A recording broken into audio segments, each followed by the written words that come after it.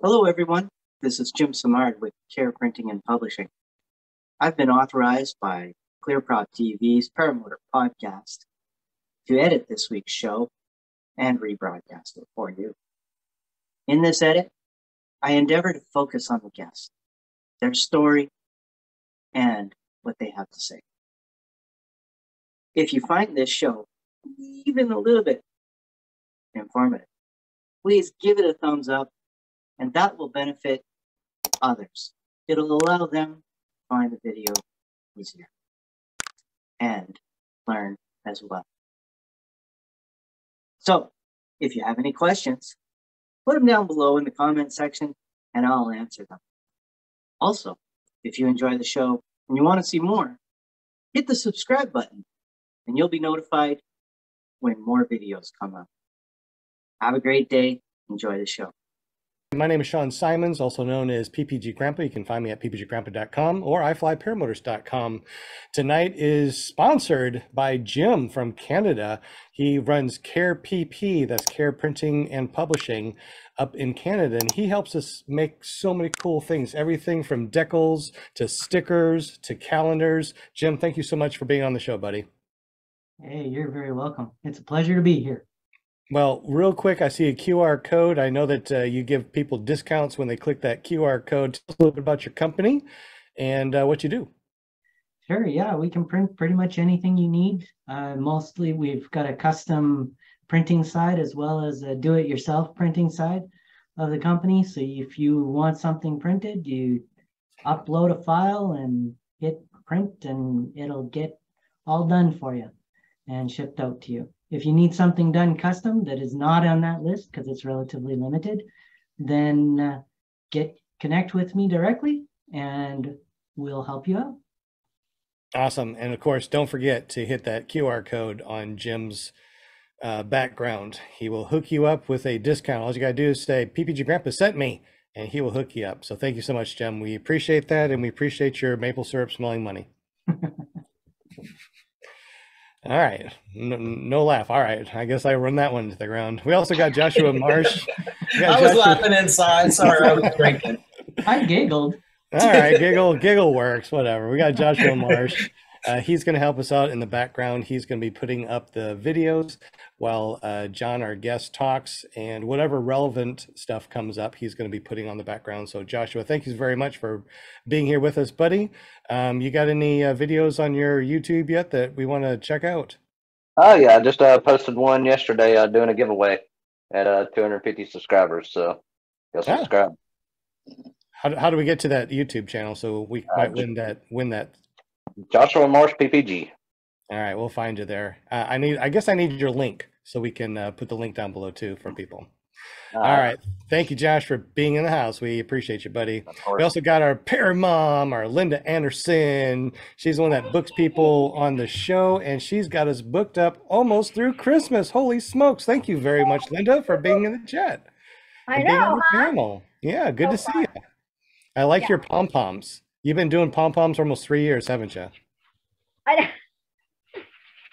That's it. No, we would not be able to have the people on here that we do if it wasn't for you. If you want to get on the show, just go to paramomusa.com. It forwards over to her Facebook page. PM her and say, hey, I want to be on PPG Grandpa's Paramotor podcast, which is a little bit different than something that happens with her son on Thursday. What's up with your son on Thursday? That's right. We got an awesome show on Thursday night. Paragliding Talk. I get so excited. I can't get it out all. We need the .com. .com. That's right. With my awesome son, Robert Michaels. So y'all got to hang out with us. I appreciate everybody on Thursday night, but I appreciate everybody tonight. So I'm very blessed. Thank you, chatters. Thank you, viewers, for hanging with us tonight, because Monday night is the place to be. I heard Thursday nights is the only podcast that's worth listening to on Monday nights. So might as well come here, right? Now, thank you so much, Linda, for being here and helping us book everybody and everything that you do. We definitely appreciate you, Linda. We also got Will Fly from Will Fly PPG. Not only does he make videos, but he has an announcement or a shout out tonight. So what's up, buddy? Glad that you're here. Yeah, man. Good to be here. It's my favorite night, Monday nights, 8 p.m. Eastern. Yeah, I went to spend the weekend with my buddies. About 8 or 9 of us got together and had a little mini fly-in, and met up with Susan Ray, and she gave me this awesome shirt, Aurora PPG. Thank you, Susan. Thank you, Aurora. Just wanted to read their mission. It's a worthy goal. Its mission is to increase the participation of women and girls in the sport of powered paragliding through experiences, education, training, and community, with a focus on its use and overcoming and trauma, past trauma. So right on, Susan, worthy goal, and thank you for the shirt.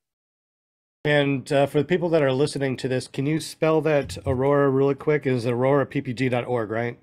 Yes, AURORAPPG.com. .com or .org? Oh, .org, excuse me. Okay. If you go to .com, it'll take you over to .org, but it is .org. All right, good deal. Well, thank you so much for that. And Susan Ray, thank you so much for getting us that information so we can put it out there.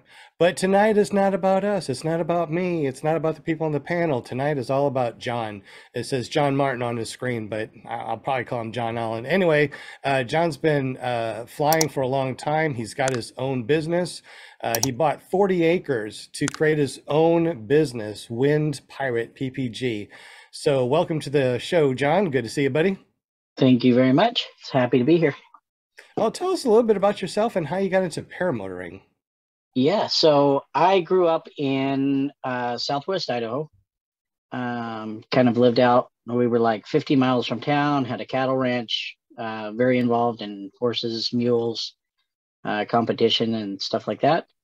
My dad, my uncles actually won the world for a couple years in mule competitions in Bishop. And because we were so far out and stuff, we had a lot of friends that flew airplanes, and then we did a lot of work in Alaska, construction work.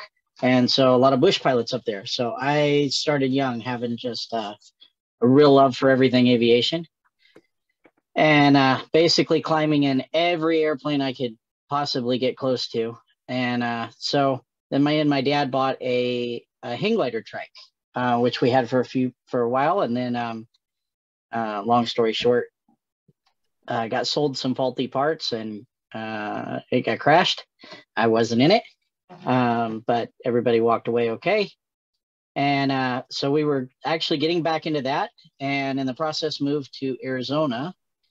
And I moved about a half a mile from AirParamo, Mo Sheldon's place, and met him. And I was like, I don't know about this paramotor thing. You know, it always looks a little sketchy at first. And took one flight up, instantly hooked, just completely addicted, and went from there. Took a while to get enough money put together to get one, and started on the Trike, actually, because do a lot of backcountry, hiking, flying, hunting, that kind of stuff. And I wanted to be able to load it down with gear and fly back into somewhere and camp or leave and go hike out of it, that kind of thing. So I started trike flying, and then eventually went over into paramotor, like into the foot launch stuff. And then I worked with the Mo there for a while, for a couple of years, kind of assistant instructor with him. And then as it progressed on, kind of ventured off on my own. I go up to the Northwest and train up there in the summers and come back here in the winter. So it's a year-round full-time gig. So you do joint classes. So you travel, do joint classes with other instructors. Tell us a little bit about that and how that works. That sounds pretty interesting. Yeah, for sure. So for instance, this summer I went up and did 2 joint classes in June and July with Brian Pearson up at Oregon Paramotor. And, it's just a lot of fun. You get kind of a bigger group because you got more instructors. And so you can teach a bigger group, but, and also you learn so much. The little ways I do certain things, or the ways he does things, it really kind of works around. And off and on, like in the winter times, where my field was before, is where like Noah and Nick Rochetta with Epic Paramotor, they fly out of there. So we do a lot back and forth. And so it's great. It's kind of builds a lot of camaraderie, and makes the training a lot more fun, and it's just good vibes all the way around. I like good vibes. I like your hat too. What does your hat say? It says WindPirate. There we go. It's just my logo. And yeah, I've got a couple of those to give away. Oh, okay. So we're going to give away some hats, and you also got a little throttle magnet too. Yes, I have the throttle magnets that click on, and they're really strong. Keep your throttle out of the dirt. Definitely like that. I put those on all my paramotors. Absolutely. So everyone that's in the super chat, in case you don't know, get up with Will Fly, just at Will Fly, and tell him hello, that you want to be on the spinning wheel of winning things, because we're going to be giving away a lot of stuff. So make sure you say hi to Will Fly, the PPG guy. So John, you do a lot of traveling, and you do some you do the joint classes, which sounds really awesome. How about as far as fly-ins? Have you gone to any fly-ins? And I heard something about you did your first annual fly-in where you are? Yeah, so I've been involved actually the last several years with the Arizona Flying Circus.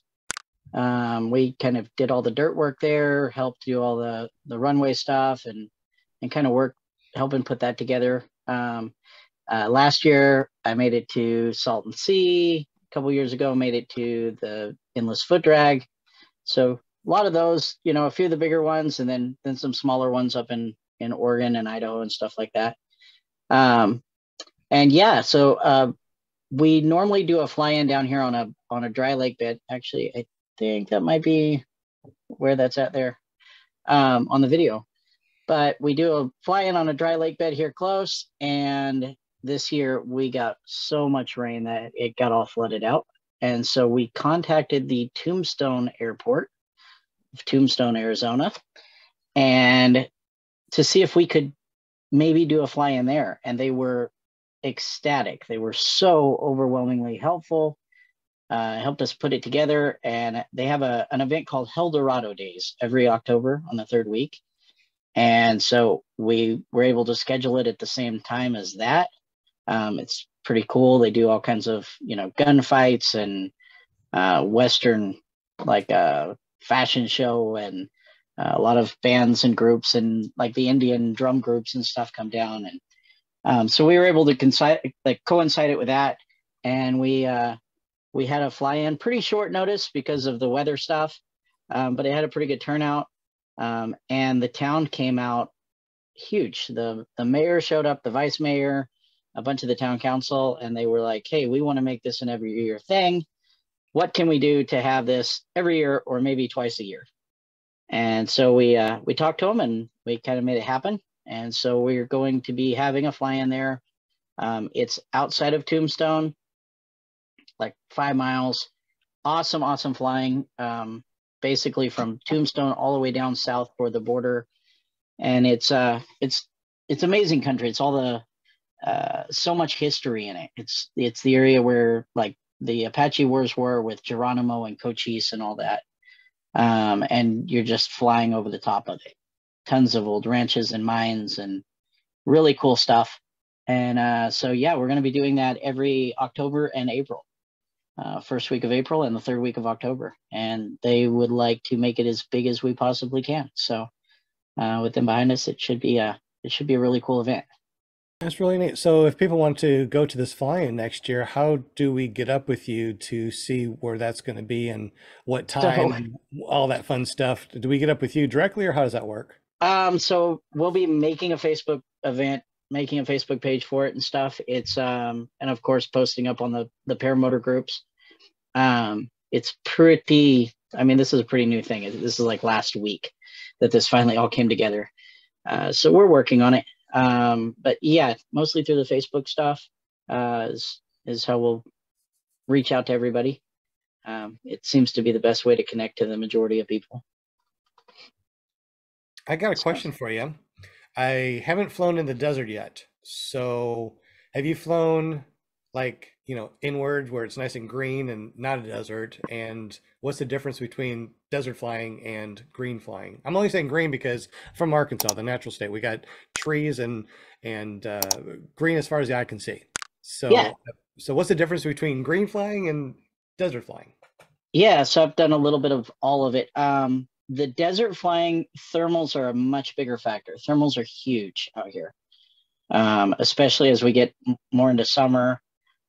They come on really powerful pretty early. So you got to be really, really, you know, on point for for knowing what, you know, watching for thermals, making sure you're not flying too late in the day. It's not very forgiving that way. On the flip side of that, you can land a lot of places in the desert. We're not dealing with trees, and you can really get down, you know, fly down inside of sand washes, that kind of stuff. The low level flying in the desert is really, really cool. There are cactuses that are not very friendly, and it's not a great thing if you go down in them. I've got a buddy that he always tells everybody that he flies with a pistol just in case he goes down in a big batch of cactus, he can end it before he hits the ground. Oh my gosh. That must be really bad landing. Yeah, it's not good. We had a friend in North Phoenix that actually ran into a patch of cholla, which they look really nice and soft and fluffy, and they're not. They're actually called jumping cactuses because if you just barely brush them, they fall off and stick to you. And he had a motor out, got it fixed, and went to launch, and the wind had changed, and he ran right through the patch of it, fell down in it, and had like several hundred needles all stuck in his stomach and his thighs. And he said when he took his shirt off, it peeled off like Velcro. Cactus has never been my friend. I lived in Arizona 40 years, and I like, they hurt. Yeah, we kind of try to get rid of them everywhere we can. Yes. So you started triking originally before you even foot launch. So why did you start to trike first and then go into foot launch? So I was really interested initially getting into it of doing backcountry flying, and you know, being able to load a lot of gear on, take off, go out in the desert, you know, land, go hike, go camp, that kind of stuff. So the trike really appealed on that side because, you know, I can carry 100 pounds of gear and it's not that big of a deal, where I'm not having to run with it. And for some stuff like that, I still think I love the trike. And also when there's no wind, I absolutely love the trike. So everybody kind of laughs about it, because if we go out to the field, they're like, hey, you gonna foot launch today? And I'm like, no, I gotta run. So the trike makes it really easy for like crosswind, downwind landings, that kind of stuff. But it does take a lot of precision wing control. It's less forgiving in the fact that you can't just sidestep and run under the wing. True. And typically need a little bit, you know, a little bit more room or less rocky ground. You can actually do pretty close to what you can with a foot launch. But the main thing is they're a little harder to carry around than, you know, you're not going to put it in the back of your Prius if you have one. Is that why you went from trike to foot launch, was because of having to carry that big thing around? Yeah, that, and just kind of wanting to do all of it. You know, just I love the foot launch. I love the freedom of it. The ability to, throw it in your car if you're going out for the weekend. It's not a huge thing. Really easy to move around. I have the Parajet Maverick Sport, where for the school, they're super nice, where, you know, you put them all in the bag and stuff them in the front of the trailer. When you're doing the traveling classes, you know, I can fit 4 or 5 foot launches in the place of one trike. They don't take up near the room. And so still do a lot of trike stuff though. And then my dad also flies, and he flies a trike. Yeah, so we fly together all the time. I love the trike. I have to admit that, trikes are really good, especially when you go to a fly-in. People just don't realize that if you have a trike at a fly-in, you sit down and you just, trike yourself over to the other side of the field where nobody is, lay out, go launch, go fly around, then land in that same area, and then just trike yourself back to where your campsite is. I mean, there's no humping this thing around, 70 pounds plus your wing. It's a lot of weight to walk across the field. So you might want to Yeah, think you about. just pick up your wing and stuff it in your lap and drive around with it. Yeah, absolutely. And there's bolt on, and then you have the. Do you have any bolt on like retractor trikes and stuff like that, or are you talking about an actual trike itself? Yeah, so typically I do the larger, heavier duty trikes. Like I have the HS-Com Condor, I have the AirParamo Grasshopper, those type of trikes. Just because, like I said, the backcountry stuff, they're a lot more rugged, they're tough. You got a good roll bar. I have flown the smaller, the bolt-on trikes, and actually, I was in the last year after Salton Sea when Parajet put out their like E-Flyer. They put me in the video for it because I flew the Parajet Maverick trike around, and I absolutely loved it. But I find typically on a lot of the small, kind of homemade trikes, they put too short of a wheelbase on them, and it makes them really tippy, like a three-wheeler. Yeah. And so if you get a good wide wheelbase, you get a good solid cage, then they're great. But yeah, most of the time the bigger trikes, and then I use trikes for all of my tandem flights for the school because it's just so much easier to not get somebody hurt. Yeah. You don't have to carry them if they don't run far enough. You don't face plant on them if they decide to set down, 10 feet after you start. So all they have to do is just sit there and not do anything. So I really like it for that. That's awesome. Let's see. Panel, any questions in the super chat that we need to ask John? Yeah, there's a couple there. Bill H was asking, he wants to know if it's dusty over there. I think he was referring to the Fly-in. So at the Fly-in, no. Well, they have some dirt area. They're working on grass and spots. And then they have a pretty good size paved tarmac along with the runway. But in general, the flying in the state on the whole is, yes, very dusty. It's one of the reasons why I bought 40 acres just out of St. David, and we got good water. And you're just going through random pictures on Instagram, but we've got good water.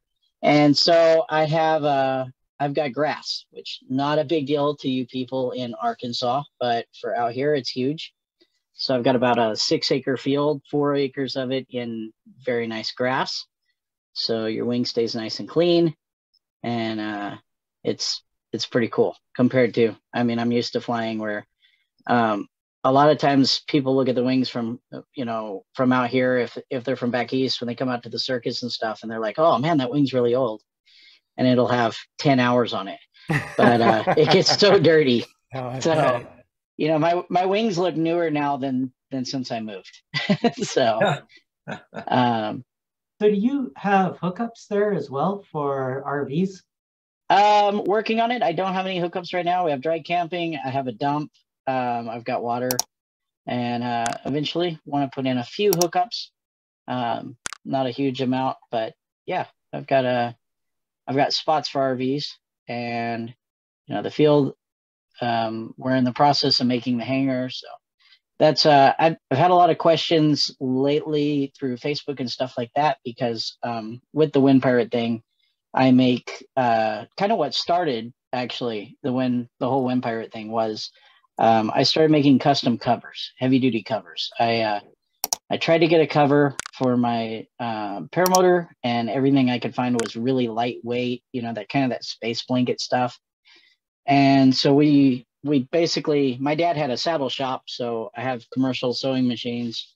And so I got some really good material and put together a cover, and basically took it out to the field the first time, and one of the other pilots came and grabbed it off of my trike and said, "How much is it?" I'm like, "Well, it's not really for sale." He goes, "Well, you're not getting it back, so tell me how much it is." And so I started making them and selling them, and got quite a few of them out.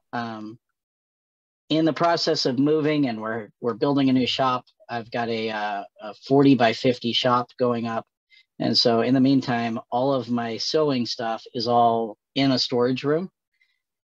And which is brutal because, of course, now every 2 days I need to sew something. And so basically covers and kiting harnesses and stuff that I make are on hold until I can get it set up enough that I can hook the machines up without them getting too dirty and dusty, and get stuff going again. I can tell you this, that was one of the very first things I wanted to purchase, and I got one of your paramotor covers, and those things are freaking heavy duty and such a cool logo, man. I love it. Thank you. It actually changed a little bit, if you notice from the one on your cover. Yeah. So originally I had this logo, and then I had a guy come to me and go, "Hey, I can make you a way cooler logo." And I'm like, I like my logo. And he made this one that's on the hat, and I'm like, "But I like my logo. I mean, that's cool." So I sent it to like 30 people, and every one of them was like, "Oh no, the new logo's better." so I was like, "Okay, looks like I'm changing my logo." Nice. But it's definitely a quality cover, no doubt. Thank you. It's handmade, isn't it? Per order. Yeah. We will sew up a few of them that are, the kind of the stock size. Most paramotors will fit the same size cover, within an inch or two. There's just a few like Scout, the Gravity, Mavmax, Parajet, a couple other ones that are a little bigger hoop size. And so, those are a little more custom. But yeah, we normally make them to order, or may have one or two in stock just because we make a couple at a time when we make them. Are they just a cover, or are they like a completely enclosed bag? So they cover over the top. They are a drawstring on the bottom, so they don't zip up. I think I had some pictures on there of them, but they drawstring shut, because the problem is if we kind of looked into making them fully enclosed, and then if somebody put a reserve on their seat, they wouldn't fit anymore. And I wanted it to where if all of a sudden, your paramotor leaked gas or oil or something like that, it wouldn't just pool up and set in it. Yeah, that's the Trike cover there. And then if you look at the very top of that Trike cover in the back, there's a little bitty hole that we put a vent hole in, so it lets gas fumes and stuff like that escape. But the rest of the material is all, they won't claim it's waterproof because the company makes material for sailboats. And they said if they make anything that they say is waterproof, you have to be able to like sink a boat and it still hold water out. But they're very water resistant. I've actually made a bag out of them and put water in it for days and it didn't leak. And so. Interesting. Yeah. It's always fun to look at, stuff that people make. I kind of was looking at the stuff as we were looking at the stuff too. It's pretty awesome. Your shop and your .com, if you want to go ahead, it's 7:30. If you want to go ahead and let everybody know how to get up with your shop and stuff like that. We're going to spin the spinning wheel of winning things in just a moment, but go ahead and tell us how to get up with you. Yeah, so my website is WindPirate PPG.com. The store on it, like I said, I've been moving, so a lot of the stuff in the store shows out of stock until I can get back to making it. But yeah, we sell wings, paramotors, all kinds of gear for them, kiting harnesses, helmets, all that kind of stuff. And yeah, that's on there. And then, we have Instagram, Facebook, all that cool stuff. And all your links are down below too, just in case people want to check you out, you can also go to paramotorguest.com and we'll actually bring up a page to show all about him and his links. So make sure you check out paramotorguest.com. We're going to be giving away a bunch of stuff tonight. So did you want to give away your hat and throttle magnet now, or do you want to wait till 8? It doesn't matter to me, whenever you want to do it. Okay. So. Well, let's go ahead and give it away. Show us what you got. Okay. So people can choose whichever one. I've got black, and then I've got a black with red. It's got the red stitching on the front there. That's obviously a sticker. And then it's got the WindPirate logo. They're nice. They're comfortable hats, all black. And then I've got the throttle magnets. They're the blue anodized 7-pound magnets. It's great for sticking your throttle and to your cage, or you can put it on the back of your wing and attach your chase cam to it. So if it hooks in a tree, it doesn't rip your wing. Good. Awesome. So we're going to give away 1 hat and 1 magnet throttle cable tonight, and then another hat and throttle magnet cable next Monday. So Will Fly, do you have the spinning wheel of winning things up? Yeah. All right. So y'all ready? Let's do it. Yeah, let's do a little bit longer spin on it. It's normally just a quick spin and it's there. Try to do like a longer 30-second spin or something, because I think I greased it pretty well. I'll see if I can grease it a little bit better. All right, grease it good. Deweese! Oh, it's close. Is it Deweese? Oh, Deweese man. Milstead. Sorry, Eric. Congratulations, Deweese. Yay! All right, Deweese. So what we're going to do is go to Paramotor, Arkansas, and make an account if you haven't done so already. And I will get up with you through there and get you over to John so he can send you out that hat and that throttle magnet. Yeah, let us know, red or black, too. Very All right. cool. Well, thank you. Congratulations, Dewey. So right you guys don't go anywhere. We still got a lot of stuff that we're going to give away. So we're going to give away at about 8 o'clock when we go to our after show. We're going to give away some more stuff. Are we All done right. with the spinny wheelie now? Just for this moment, don't delete it. Okay. Please don't delete it. All right. Hey, Any James got questions? another question too. Okay. He wants to know, John, do you offer rentals for people who travel out west? Yeah, at times I do have school equipment that I can rent. I obviously I kind of filter that pretty heavily. Sure. I don't just go rent a paramotor to somebody that's like, oh yeah, I want to try this. So, you know, but yeah, we do work out some of that. If people are traveling in, we can do some rentals if they are already pilots and yeah, willing to sign a rental agreement in case they completely demolish everything. Yeah. So, Do you ever take people on flights across the border? Is that allowed? it pays much better if you take small packages of sugar across the border.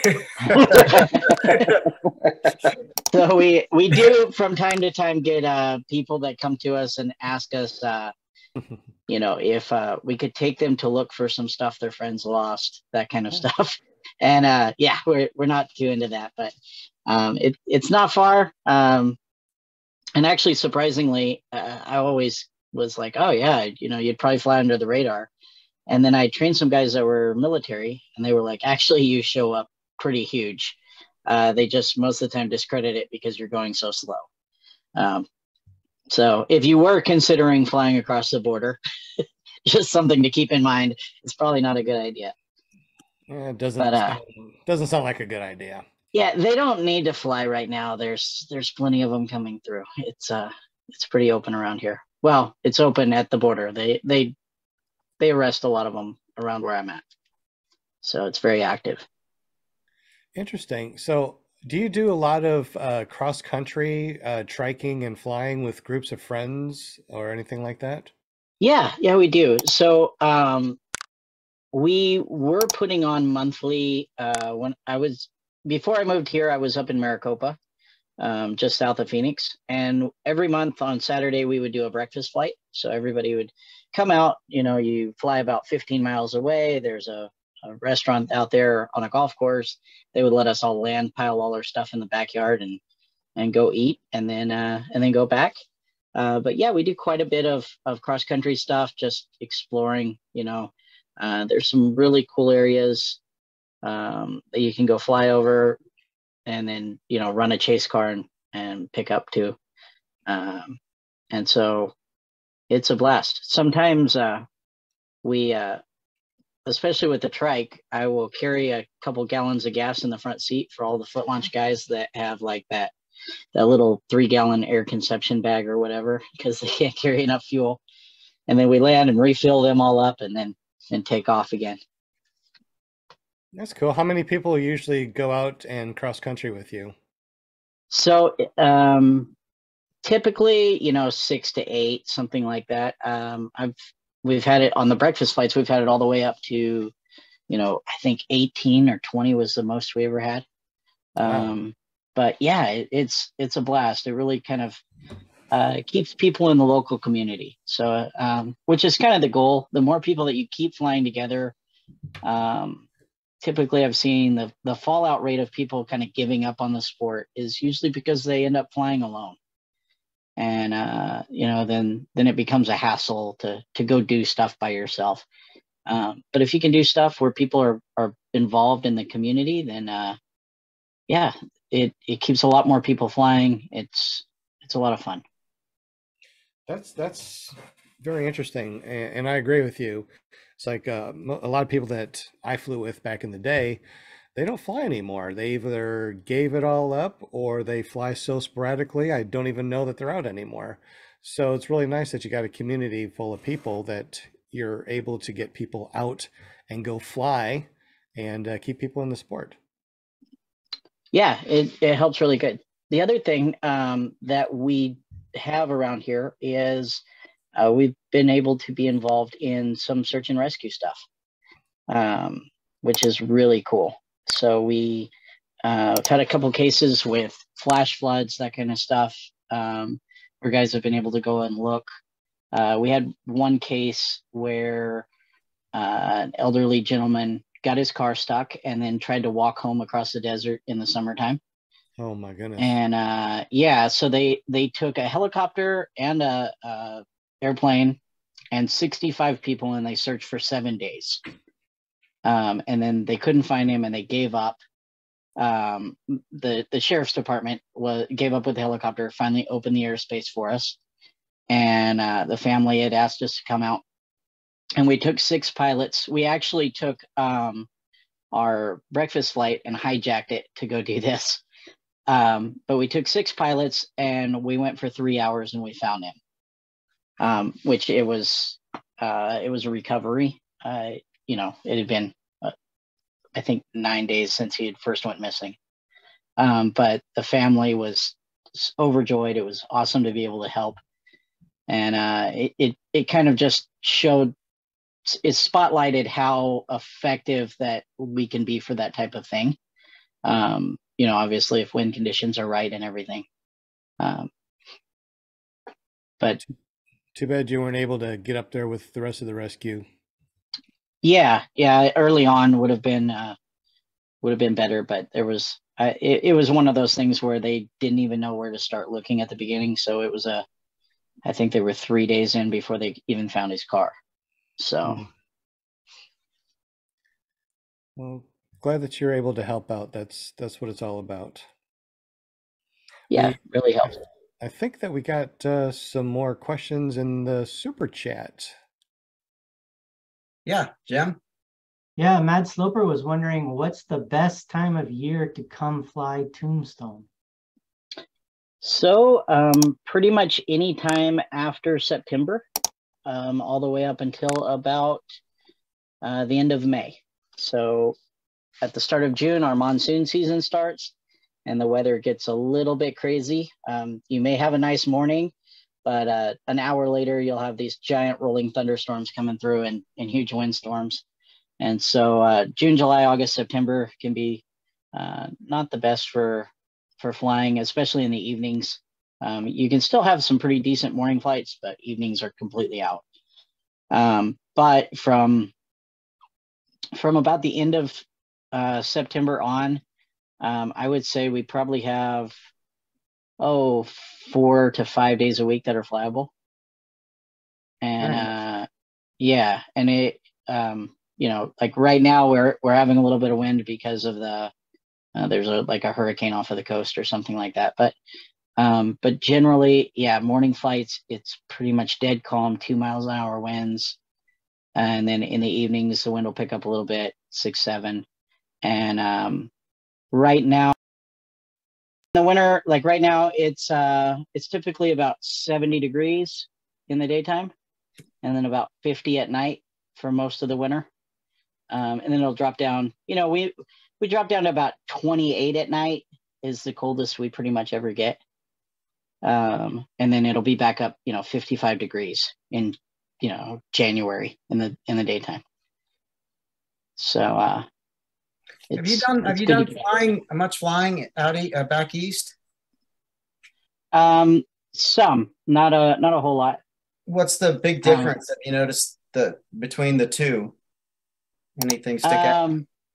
Yeah. So, for instance, like endless foot dragon stuff, a lot of the back east stuff is, well, most of the time the altitude was way lower, so that made things easier. But man, we have landing options like everywhere, and you get back there and it's just like miles of trees. And you're like, oh crap! If I go down, it's going to be nasty. Which tree do you want to land in? Yeah. So here, I mean, there's almost always somewhere to land. So it possibly makes some bad habits because I typically fly about 6 feet off the ground. And we can see the power lines way better here because if you see a tree, it's probably a power pole. So interesting. Yeah. What's the coldest that you've flown? I know that it gets cold at night. So what's the coldest you've ever flown? I've flown down in the 20s. Yeah, I think people are crazy that can fly colder than that. My fingers freeze. If it gets down below like 45, my fingers are just falling off. So, well, that's because you have dry heat and dry cold, right? Yeah. Well, and we're like you climatize to it so much. I soloed a student at sunset a couple years ago, and it was 106 degrees. And and so yeah, so now that was when I lived up by Phoenix. It's quite a bit cooler down where I am. And but you climatize so much to it. Even coming from Idaho, it you would through the winter it's like 30 degrees. It's nice, 35, 40 degrees. And then living down here, I don't even I have to go in storage to find my coats. And then when I do go anywhere else, I freeze if it's like everybody else is running around in t-shirts and I'm in a coat.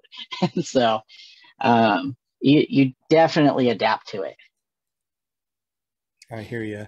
Hey, Josh, can you go back a couple to where you could see the trike on the back of the airplane? Sorry, not airplane, the car. There it is. So this is a trike on the back of a car. How does that work?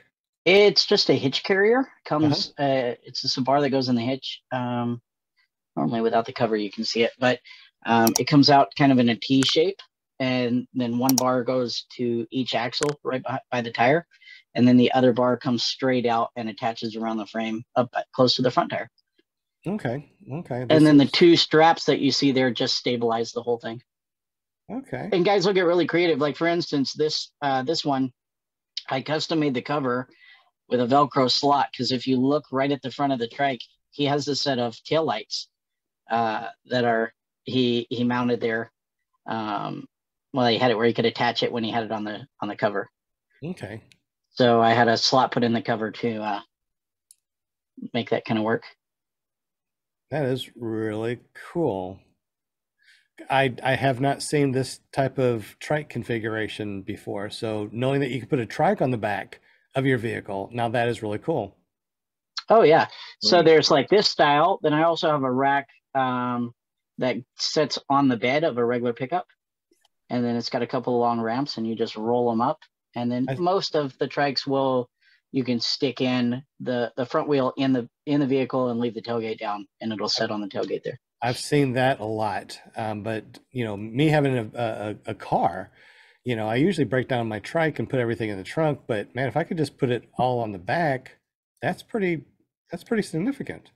Yeah, it helps a lot not breaking it down, because then, like me personally, I opted for the cargo trailer thing.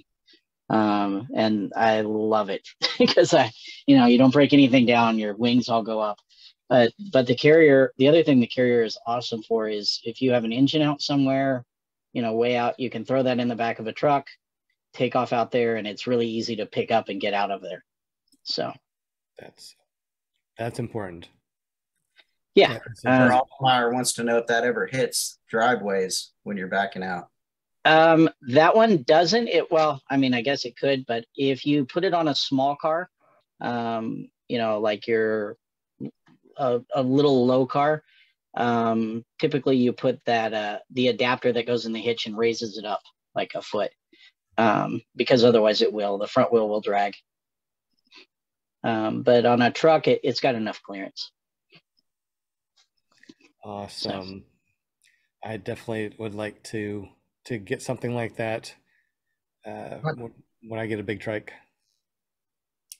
On your car carrier, not just yours, but has anyone heard of bending frames? If you've got not car carrier, paramotor cover, if you're going too fast with the cover on. So yes, on only on one brand of paramotor have I had that issue. And then again, not this isn't your brand specific. Yeah. This is any cover. Yeah. So it does catch, if you have it on a truck or an SUV or a van or something that catches that wind, it typically you don't have any kind of problem with it. But if you put it on a small car, where it's basically the aerodynamics of the car are routing that wind straight into the back of the frame, then yeah, it works as a big sail. It puts a lot of pressure on it. There have been 2 cases that I know of guys bending I can't remember which model it is, but the aluminum air conception frame, the really, really light one, that it actually tweaked their whole frame. But if it did that, their gas mileage probably went to crap. Yeah. But I do suggest that if you're not putting it behind something where it has something to block all the wind, not to put the cover on it when you're traveling, just because it does catch a lot of wind and it puts a lot of strain.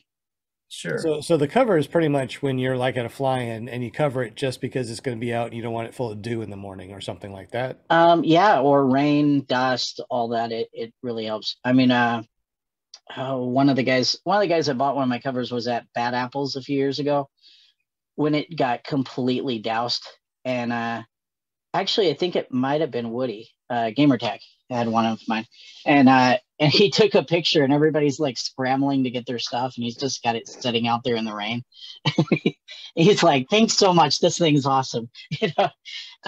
So it's that, or you go to the beach, they'll like load up with sand, and it just protects it.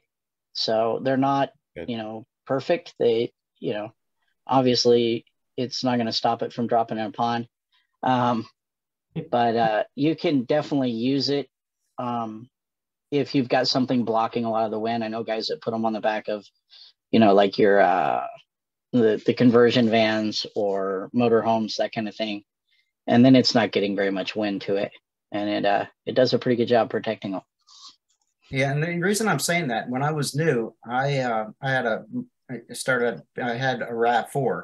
It never had any problems with it, but I was kind of given the heads up early on that, hey, don't just hop on the interstate and do 75 miles an hour.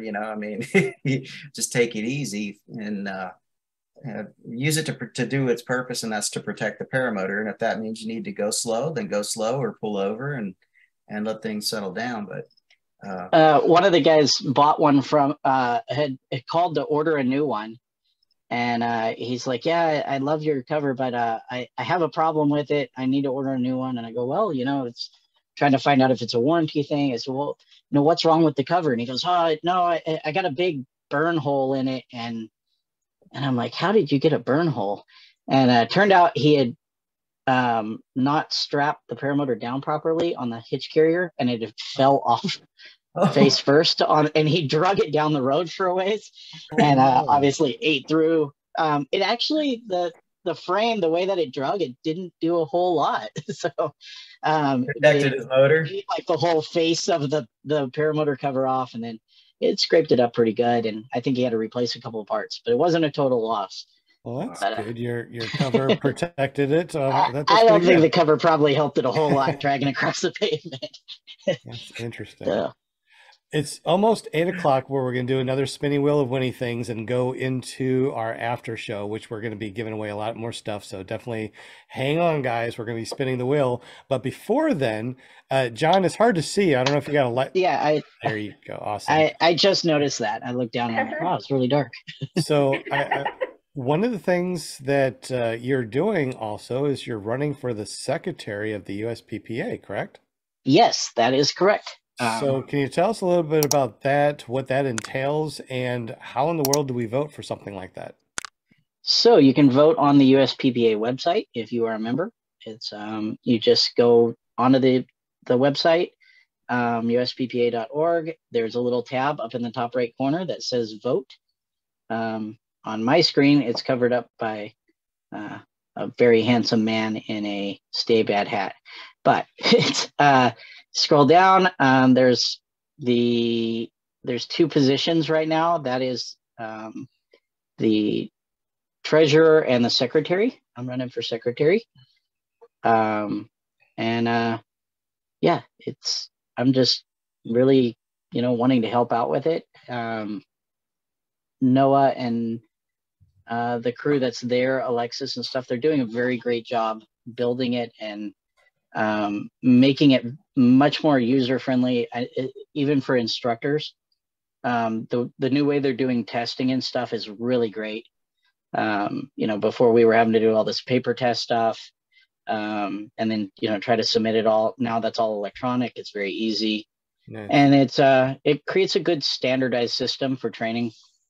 They're doing a lot of training aids, that kind of stuff, and I just want to be involved in helping the community to grow and to get to a place. I think eventually the government's probably going to regulate us similar to how they did with the sport pilot license thing. It may be a ways down the road, but I think the more we can kind of self-regulate and not to try to take the fun out of things, but to be responsible with it and make sure that the new pilots coming up do have a good knowledge of airspace and where we can fly and where we can't fly in Part 103 and that kind of stuff. The longer we push out the restrictions on it and the more freedom we have. And I that's kind of the goal of the USPPA. I've spent a lot of time talking with the people in charge there of, kind of what they're looking forward to. And that's to basically make the new groups coming up to be more knowledgeable than we were coming into it, and to make that easier to understand. Everything from airspace to weather to not ground starting your motor. For instance, like I learned from Mo Sheldon, and he started in '96, I think, and there's only a few pilots around that are still there that were flying when he started. And if you look at videos and stuff from that time, everybody was ground starting. There was a good percentage of people with water deaths because they didn't have flotation out. They didn't have good practices as far as flying around water. I mean, combined with the fact that the wings and the motors were pretty terrible. Torque was horrible, and that's all improved. But as the gear improves, the more we can improve, training and making sure people have the right information going into it. I think the better off the sport will be moving forward. What was that about the sports pilot things that the FAA got involved with that you think we? Yeah, so for like your hang glider trikes, all of your other ultralights that are not Part 103, that used to be a very I mean, ultralights were pretty much, you get it and go. And it got huge during, you know, the late 80s, early 90s. And then they started having a lot of people crashing, a lot of public stuff, big problems. And that caused regulation to step in. And to where we, not, you know, if you're going to fly your power parachutes, your basically over anything over 254 pounds, you have to have a sport pilot license.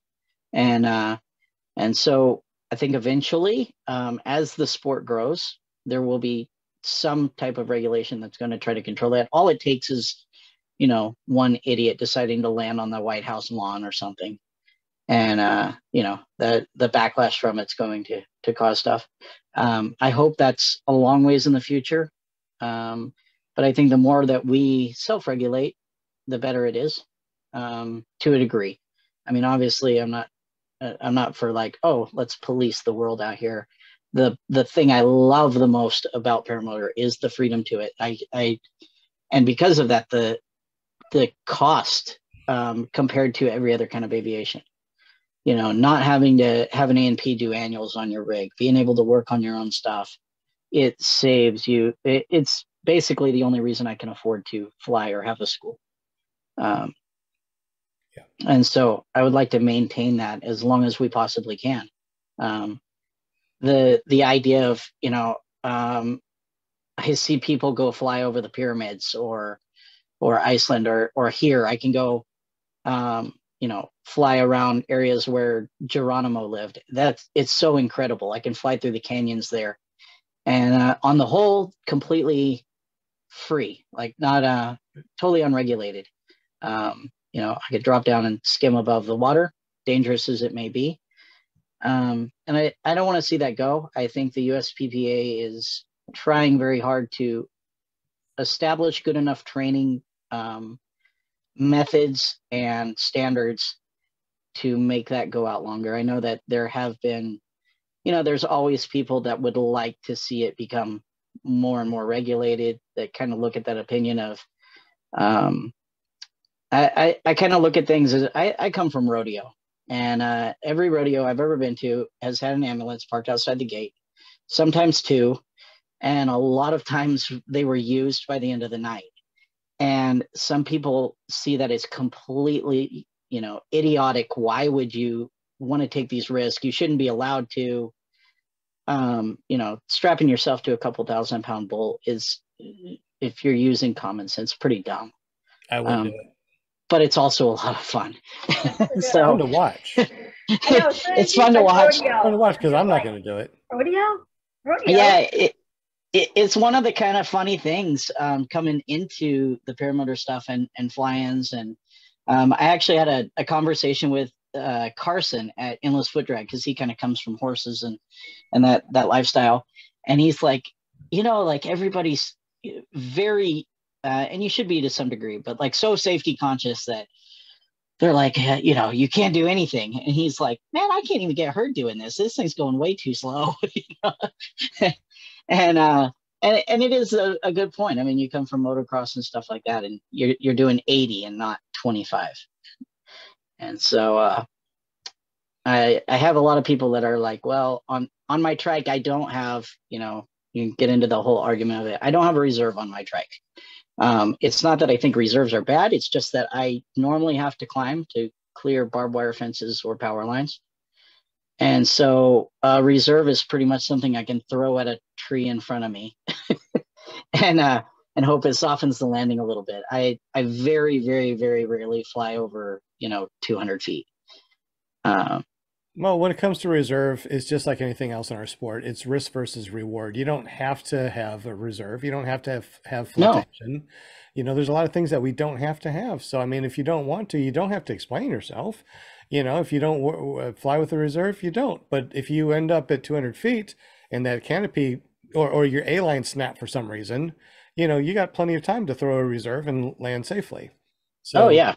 And I, you know, I'm very much, if you are going to be, especially if you're going to be doing any kind of, you know, aerobatics or flying, you know, mountain flying during the middle of the day, absolutely carry a reserve. It's crazy not to.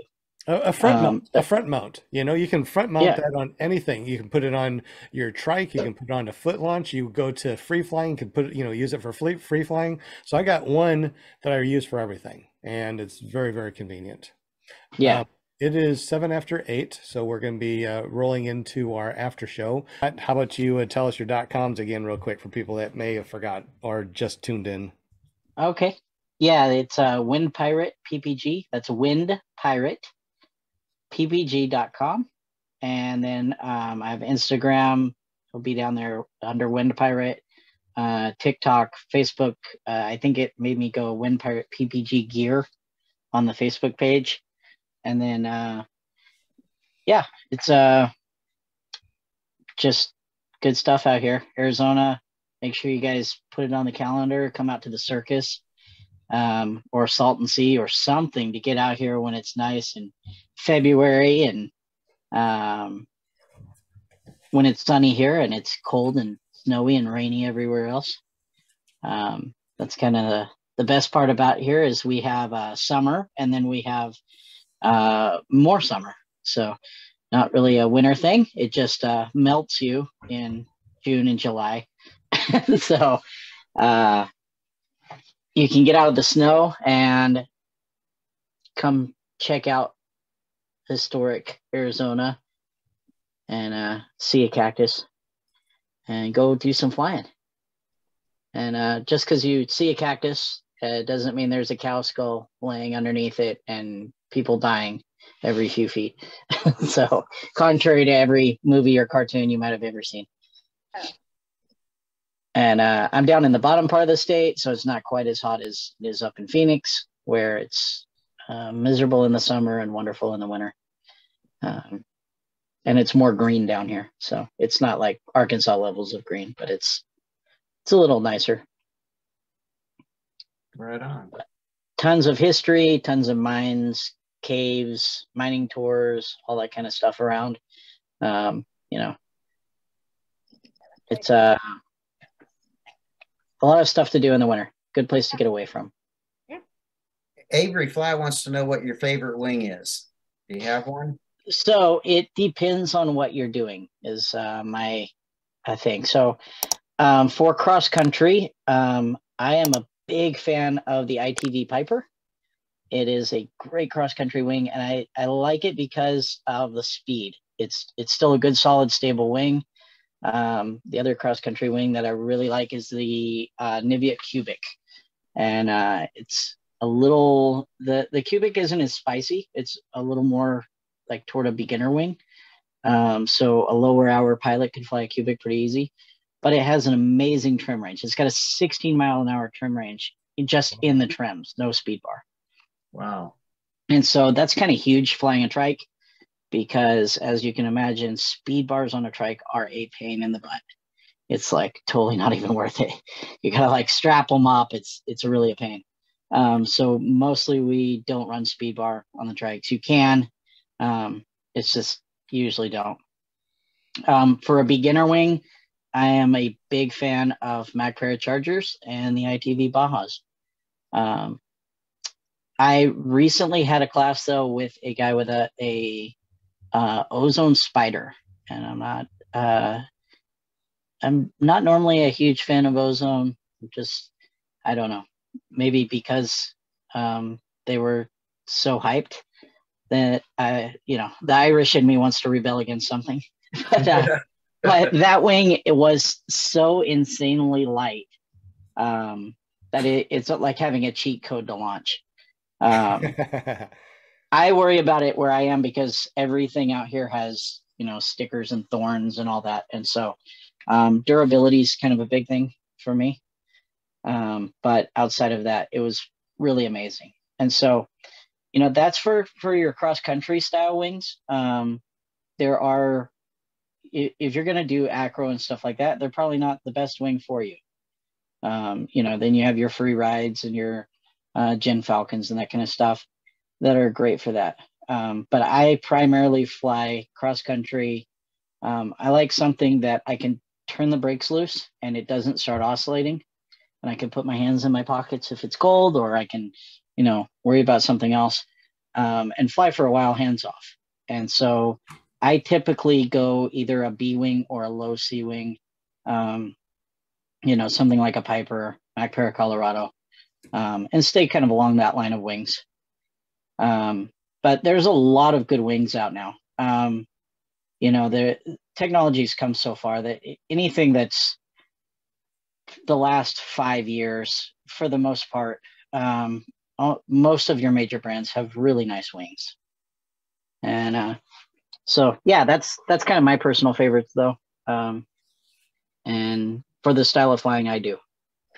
You had mentioned the trims, and I was talking to someone not too long ago about the trim range, and how it kind of doesn't it kind of make the speed bar irrelevant to a certain degree. I mean, you've got such a wide trim range that, I mean, I guess competition flying, it would make a difference, but. Yeah, so speed bar is, really, if you look at a lot of the free flight guys, they use a speed bar more like a gas pedal, where you just push it and jump into a thermal or get over into that ridge lift or whatever. And they're on and off of it all the time. Where mostly with the motor stuff, we tend to like slam it to the, floor it and hold it there. And you're flying around and looking kind of goofy with your legs sticking straight out. So the trims do make a huge difference. For foot launch, I know a lot of the guys love the fact that you can get off of the speed bar really fast. And if you're doing the acro type stuff, then it's really nice because, you can add power when you need it, and you're still, working with your tip steering, or depending on your weight, tip steering or brakes or whatever. But for cross country stuff, like when they're doing like slalom or competition flying on the speed bar. Or even just your regular, acro, where they're needing to add speed in certain places and then get back out of it. I don't do that. For one, I would get motion sickness really, really fast. So anything over a wing over, I'm kind of out. I love flying, right along the ground and top of the trees, and probably a higher risk profile than most acro stuff is, to be honest, because those guys are doing it at 5,000 feet, not 3. So typically if I have an engine out, I'm like, oh crap, I got about 3 choices within 10 feet to land. So it's so, saying, well, what's the best wing? We were mentioned right before we went live, that Sean, you said you owned a Prius, one of the two. Mm-hmm. That's great if you're needing gas mileage and you're needing to travel and stuff. I've got a 3/4 ton pickup because I pull trailers all the time.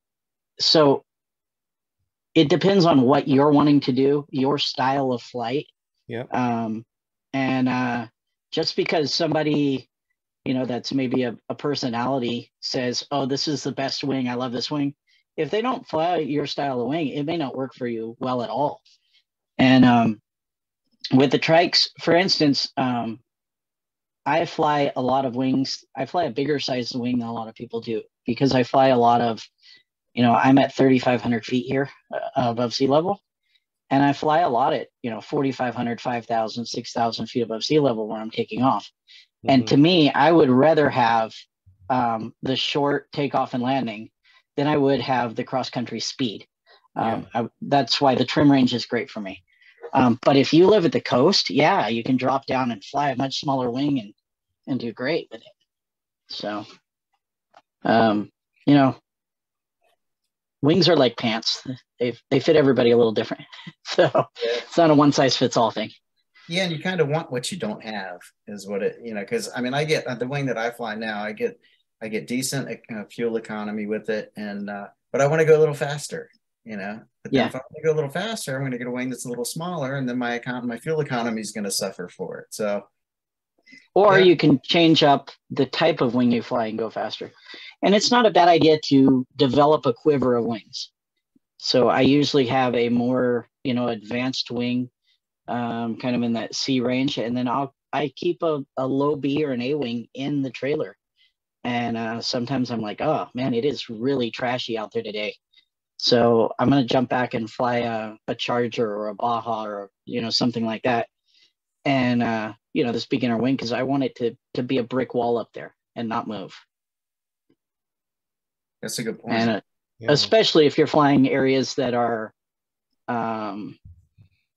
not conducive to landing. If you're flying a lot of really rough terrain, places that, if you do go down, it needs to be a spot land. And, exactly. if you're going down in brush and that kind of stuff. So, right. And if your dogs say it's rough, you better not do it. But I'm pumped. Okay. You know what they call that? I just learned the other day what they call that. But I'm pumped. Whatever, that drum. Is it a rimshaw? Anyone ever heard of that? Rimshaw? I know there's a name for it, but I don't know what it is. Yeah. Well, anyways, just a little extra. You see, rimshot. Avery says it's rimshot. Okay, that's good. Sorry, Sean. I get excited about. No. I'm glad that we figured it out because, hey, we always learn something on the show, right? Yeah. We learned that Jim, he has a printing company called CarePP. So we got him careppg.com for his YouTube. So he has careppg.com for that. We got Will Fly. So Will flies and he puts out amazing content. So to be able to make it to where we can see his YouTube channel, we went and we got him willflyppg.com. So if you go to willflyppg.com, it goes straight to his YouTube channel. So if you don't have a lot of people that have subscribed to your YouTube channel, getting a .com that forwards to it makes it a whole lot easier. Like if you don't know how to get to my YouTube channel, I'll tell you what, just go to iflyparamotors.com. And guess what? It forwards over to my YouTube. Linda, she helps us out with the PR. And she helps book people on the show. So we got her paramomusa.com. So if you want to go to her Facebook page, you go to you go to paramomusa.com and it goes over there. Now here we have Joshua. He's a new guy in the house. He has proven that he wants to be on the panel, and he's been here before his show, during his show, after his show. He's always here, even when he only had one eye, right? Yep. When you only had one eye, you were here. So from this moment on, if you go to paramotorguy.com, it forwards over to Joshua's YouTube page. Paramotorguy.com. Now send that one out to your peeps. Paramotor Guy. Appreciate that. Dang, man. You got a good one. Yep. Yeah, that is cool. Paramotor Guy. Channel here. I have to tell you. So I got a question. There's you have Macpara Chargers, you have Macpara Colorados. Mm-hmm. I'm sure you've flown both of them. Yes. What differences do you find between the two?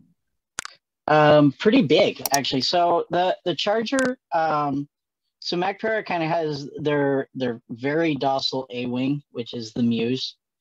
The Charger is a very small step up from that. So it's a wing that you can teach on, but you can fly it from a beginner up to 100 hours. It's just a good solid wing. With that, it has tip steering, but it doesn't have like 2D steering. You can tie it in as an option. They won't do that for you. But it's made to be a solid beginner to intermediate wing. So because of that, the brake pressure is pretty heavy. You've got to really crank on the brakes to get it to turn up sideways.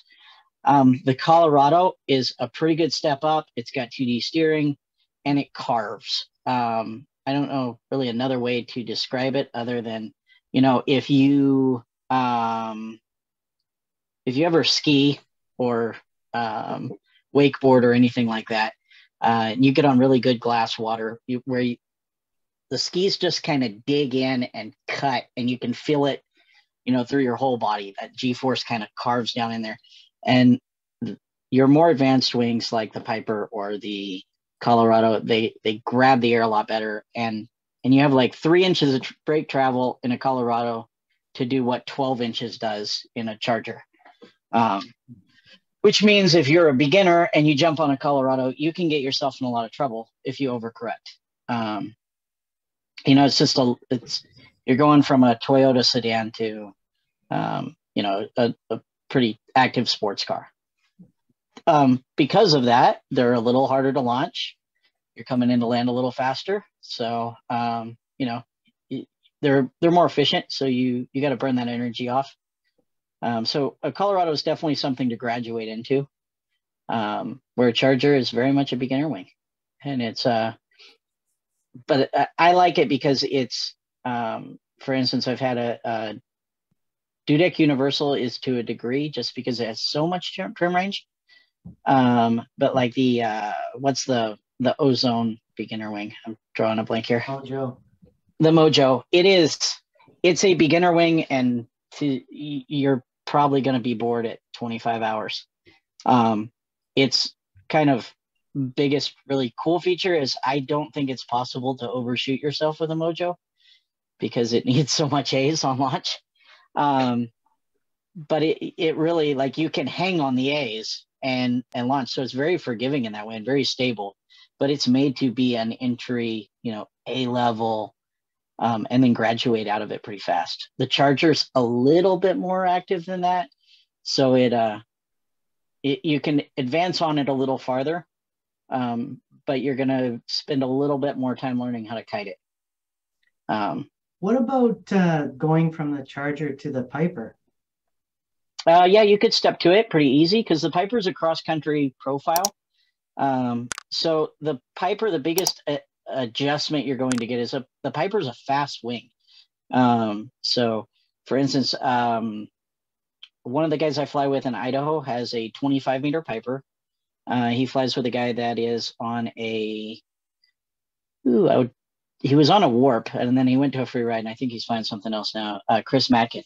And it's like a 16-meter, and if he's not on speed bar, the Piper will keep up with it trimmed out.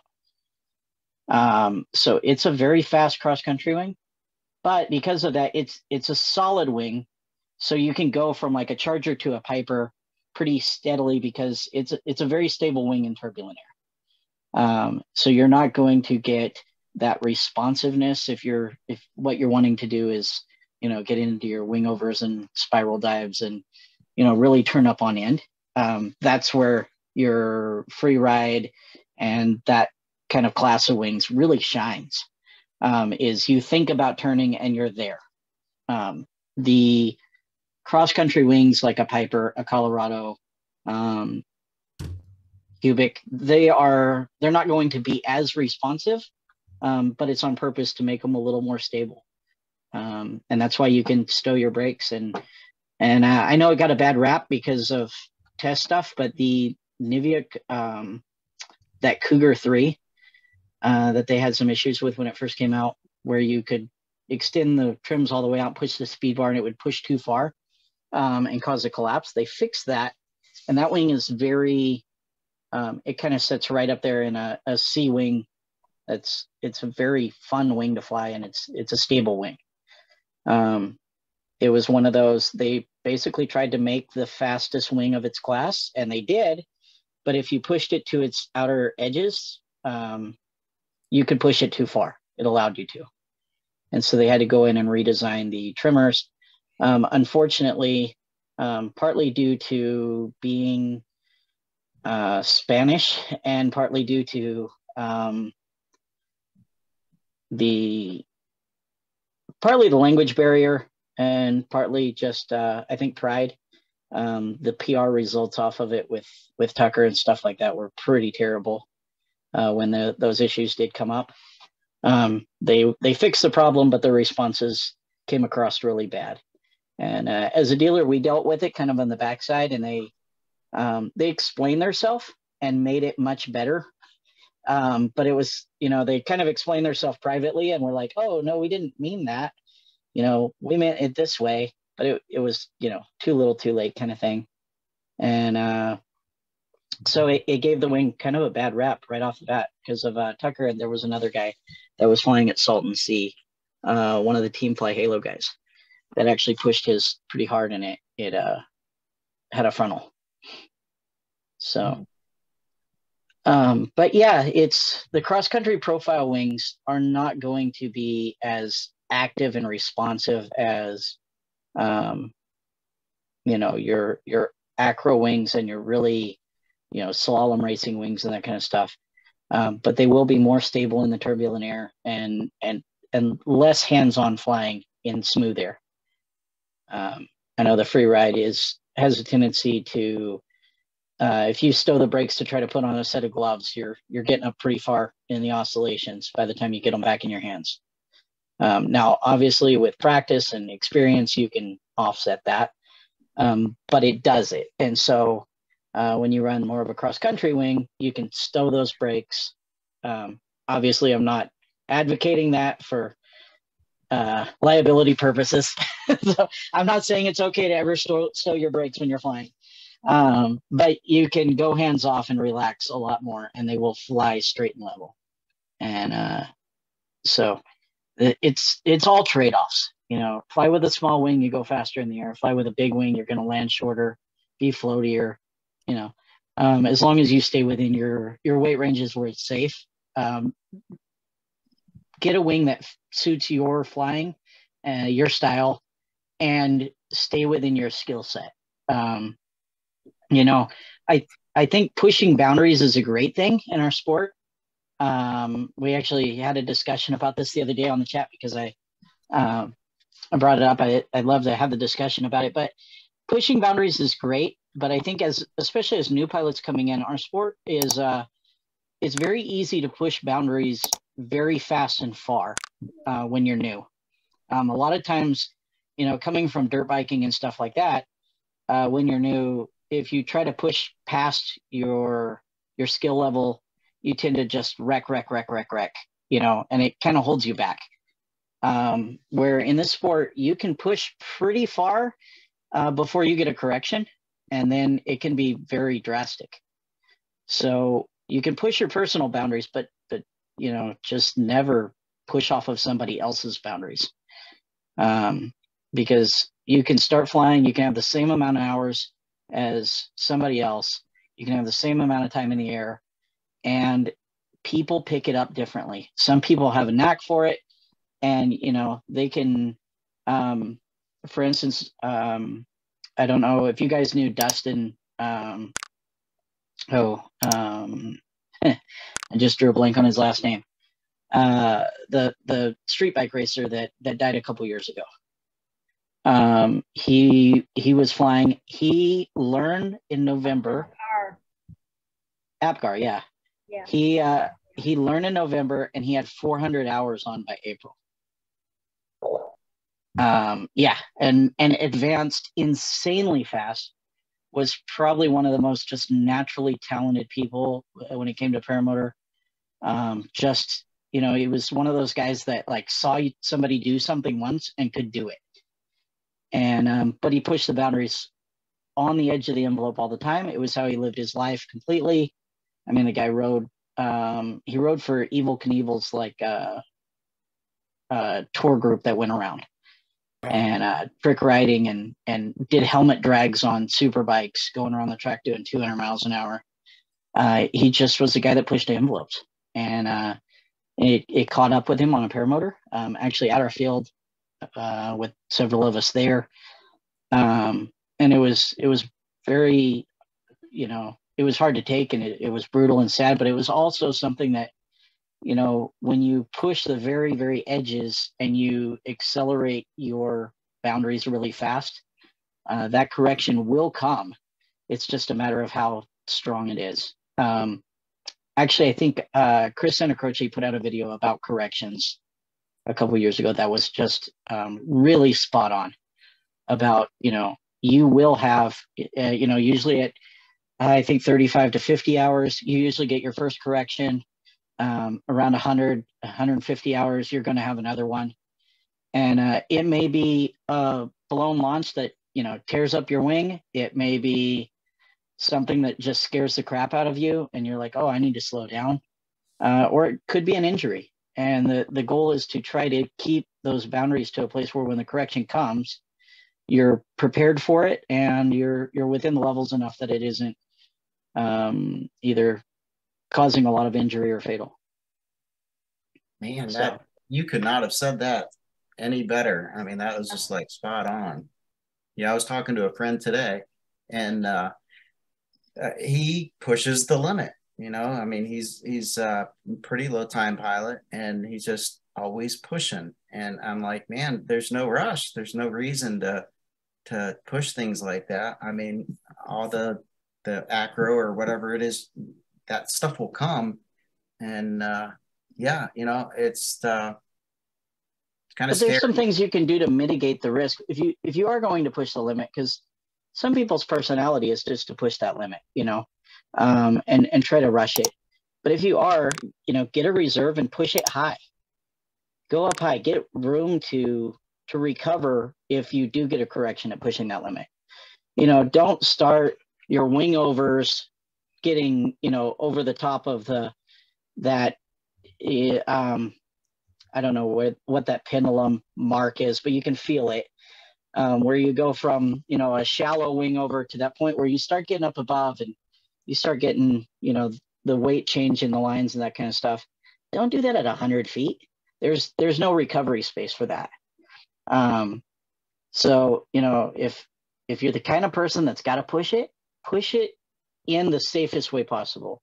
Kind of my rule of thumb is anything that I'm going to, for instance, if I get a new wing, I keep it to one new thing at a time. So if I get a new wing and a new motor, I'm flying the new motor with my old wing, or I'm flying the new wing with my old motor. I never change up two things at once. And that kind of keeps it to where, you know, especially like if you jump up in wings or even just adjusting your wing. Sometimes when you get a new wing, the brakes are not adjusted right. And you go up and then you come in and you go to land and, you know, you flare and you're halfway to your waist and realize that you're not got near the flare you should have, you know, and the brakes are way too long and you're trying to wrap at the last minute or whatever. You know, stuff just, you know, or they're too short and it's pulling on you. If you're worried about the new motor that you're not used to or something at the same time, it just compounds. So if you gradually just introduce, you know, don't get a brand new wing and then try to learn a new trick at the same time. Get comfortable with that wing, get some time on it and learn it. And wings have a personality. And different sizes of wings, you know, you can fly one side, you know, say a 25 meter in one wing, and then a 23 meter will act completely different. It's just kind of the way they are. And so if you fly the wing, get used to its personality, and learn to adapt to that, then it mitigates a lot of those risks as you advance. Yeah, some of it's just muscle memory too. I mean, you get used to what you're flying, and then just small little nuance change can make a difference and throw you off your game. And the other thing with that is most people, when they learn how to fly, stop kiting. And it's the worst thing you can do. You should always keep on kiting, you know, go out to the field, don't launch, go fly for an hour, land and put your wing up. At least kite a little bit. You know, the more you kite, the more you'll build those skills. Ground handling the wing really does improve you as a pilot, even after you've advanced a lot farther. You start to get the nuance of that wing and you really learn a wing ground handling it. And it's something that you put the time in when you're new. It's really easy. As a student or getting in, or when you first start flying, it's pretty easy to go to the park and spend 2 hours kiting. But after you learn and you're like, oh, I've only got an hour window. So you take up that hour to go fly. And if you don't watch it, you'll go 6 months without ever kiting your wing. And it's a deteriorating skill. So it's something to really keep up on. It will save you. Amen. Totally agree. And then shameless plug, go on USPPA.org and vote for me so all your dreams can come true. Oh, there you go. Oh, there you go. Anything all else? Your dreams can come true. Anything heard that else, before. John, as far as, you know, the things that you think that you'll be able to do once you are, you know, on the USPPA, and anything that you think that you can do to help with It's a general kind of help fit. So it'll be just working with Noah and Alexis and whoever wins the treasurer spot as well, kind of on the board, making decisions on where we go forward with what the USPPA is providing, as well as some of the basic secretary stuff that's responsible for it. I as far as I know, I don't have to serve coffee to the other board members and take diction or anything like that. But serving coffee is the best part of being the secretary. So overall, it's just kind of maintaining records and then working with them to try to make sure that we're giving good value to the members and to instructors in schools as well. That's kind of priority of making sure that instructors have training aids and tools that they can use. And then as just your members, I know they've put a lot into the magazines and stuff like that to get them out, and it's been a lot of work getting it kind of changed over. But they're looking forward to adding more benefits to being a member. Different possibilities of everything from insurance to possibly in the future trying to find flying fields that we can lock down access to. That'd be really good. And we've talked about several things like that. And so it's just kind of helping out with that kind of stuff. And just trying to make it better in general for everybody and to be a real value to the community. So yeah. And then you guys got to show up to some of the fly-ins this winter, spring. So absolutely. So do you think that the USPPA is actually going to show a presence at these fly-ins, at least the big fly-ins? Yes, absolutely. I actually, Nick and Noah were down this last week, and I know that Nellis Air Force Base is putting on some kind of like regular fly-in event, air show type of thing. And they invited them to come with the USPPA, bring some paramotors and bring a booth to that event. And so they're going to have a presence up there in Vegas at the event. And so they're kind of, growing that. They've been doing a lot of work together with some of the other communities like the balloon community and that kind of stuff to try to help the deal with the drones. Basically some of the regulations they were trying to push through with, requiring people to have ADS-B or I think that's the right term. But, and then also some of it was very much like, hey, 500 feet and lower is going to be drone territory. And so they've been doing a lot with the other communities, especially the hot air balloonists that are like, this can't happen. We can't get out of the way. They have no way to run. So, so they're doing a lot of work with that, but they'll definitely have booths working on material and stuff, brochures, all that kind of stuff to start having more of a presence at fly-ins. And we've definitely had some conversations about making the USPPA swag a little more not 65-year-old swag. so something that looks a little cooler. But it, obviously everything's got to be prioritized. It's a pretty small group doing it. It's all volunteer stuff. Nobody's out there getting rich doing it. And so everybody's got to, live their life along with it. And it's a pretty good, I know from kind of keeping up with Noah, like the amount of work that's going into it compared to, for not getting anything out of it other than just improving the community. It's really a labor of love. It's a very time consuming, even stuff as simple as the magazine. I mean, with getting editors and getting the stuff all lined up, it's been a huge hassle. And so it is definitely moving in the right direction. They rebuilt the website, redid the magazine, working on a lot of training tools and resources and that kind of stuff. And I think it's got a good direction going forward. And They're also working on some stuff with like a more, the USPPA cards being more kind of like your dive cards are, where it's a, the really nice hard plastic dive card, or the paramotor card that has like a URL or whatever, and you could literally scan it and see all of somebody's ratings, all of their stuff, really easy. And it would be, versus the kind of paper cards that they were sending out before, it's actually something a little higher quality. And so good stuff. But yeah, it's just working toward that and trying to get some value back to the community, as well as hopefully improving the quality of training across the board, as well as getting information out to people. Making training guides, making resources available. I believe he has it changed around to where even if you haven't done the training stuff, you can go take the test and know, hey, this is the kind of stuff I need to start studying for. This is kind of where I need to be.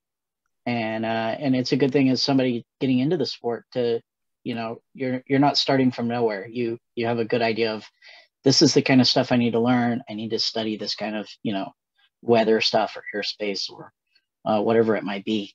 And I mean, from an instructor's perspective, the idea of a student coming to you with already a pretty decent idea of weather and airspace and everything, to where you're not starting at ground zero, is amazing.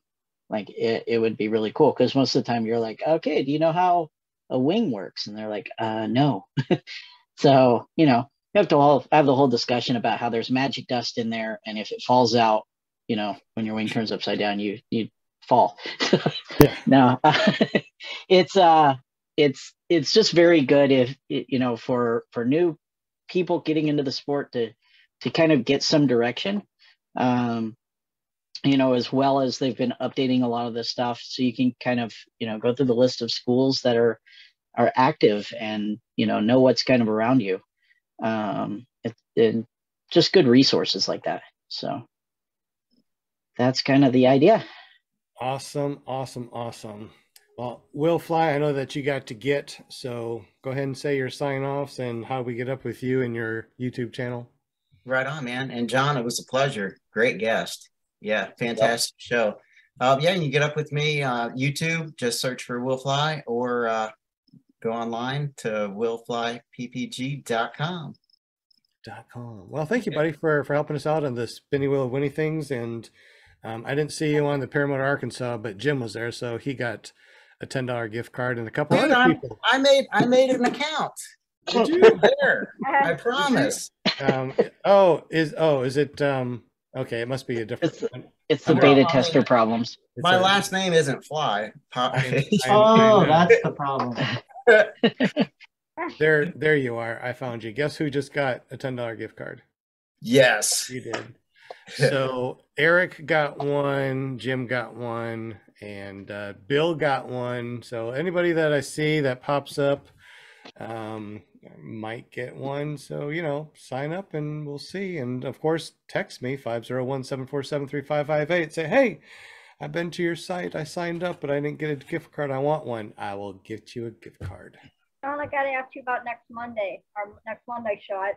If we can go, after the show's not live or whatever. Oh, you want to talk after the show? Okay. Yeah. Oh, now you got business. Yeah, we got to talk about Monday real quick. Okay, so let's go ahead and say goodbye, everybody. John, thank you so much for being on the show. Absolutely amazing. Thank you. WindPirate PPG.com. All your links are underneath paramotorguest.com, and of course down here in the link. So if you want to learn more about John, just go to paramotorguest.com, or any of our guests. We're going to start putting them on this new list, which is going to be really cool. And John, definitely appreciate you. Linda Anderson, if you want to be on our show, just get up with Linda. You can go to paramomusa.com. Joshua Marsh, he's in the background helping us out a lot, including playing all those videos. You can find him at Joshua Marsh PPG, or his very new.com by going to paramotorguy.com before over to his YouTube channel. Make sure you hit subscribe and that bell notification. Also, our sponsor, Jim from Canada A from ClearPropTV.com. He takes care of us, all the decals, all the stickers from calendars, everything, right? Jim, what else do you do? Note cards. What's that? Business cards. Business cards. Yeah. Business cards. Yeah. What else? I need some business cards. Okay. With my new logo. Yeah. I actually need some new business cards. And all I have to do is go to your QR code, click that, and say PPG Grandpa sent me. Hey, me sent me. So I get a discount. Arkansas. Right? That's Arkansas. Oh yeah, for y'all. He sent me. Awesome. Sounds good. All right, good deal. We got everybody right. So John, thank you very much. Thank you, Will Fly, Linda Anderson, Joshua Marsh, Jim from Canada A, and me, PPG Grandpa. One, John, that little trailer video. I guess you sent that to me for funniness, but yeah, I kind of did, but it worked out. It worked out great. That was awesome. Yeah, I really like that. That's my middle child, and she is a mess. And she was doing tons of these little videos. She actually did one about horses that kind of went viral. And so I was giving her a hard time. I'm like, hey, when are you going to do this and do stuff for me and make me money? And she's 5. And so she was always like, yeah, no, it's for fun. And then so I was out of town and I came back and they're like, hey, we made you a promo video. That's so but yeah, she's like that all the time. So it spices up life. So thank you very much. And we're gonna peace out. Boom. Bye. Night. So thank you for listening to the end. If you enjoyed the show, please hit the thumbs up. And if you'd like to hear more, then click the subscribe button and you'll be notified when new ones come available.